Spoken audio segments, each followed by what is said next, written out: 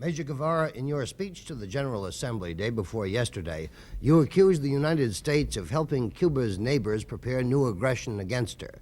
We, in turn, have often accused your government of abetting subversion in other Latin American countries. Do you see any way out of this situation, any way to improve relations? I think with regards to solutions, there are solutions, and I think there is only one. We have said repeatedly to the government of the US that we do not want anything but to forget us, that they do not consider us even for good or evil.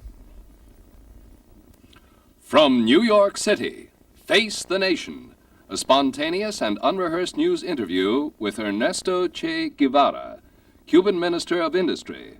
Major Guevara will be questioned by CBS News United Nations correspondent Richard C. Hottelet, Ted Schultz of the Washington Bureau of the New York Times, and CBS News correspondent Paul Niven.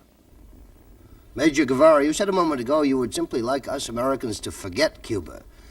Your speech the other day suggested that you can't forget us. You consider us a hostile government 90 miles away. How can you expect us to forget you?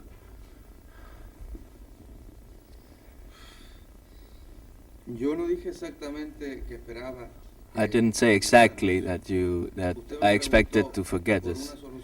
You asked a solution, and I said what was that solution in the present moment. If it's possible or not, that's another question. Major Guevara, on several opportunities recently, Premier Fidel Castro has suggested in interviews with visiting newspapermen and on other occasions that a new effort be made to normalize relations between Cuba and the United States, particularly in the field of trade and exchanges. As an economist, do you feel yourself that a resumption of relations of this nature would be useful or welcome for Cuba? In other words, would you like to see the relations normalized?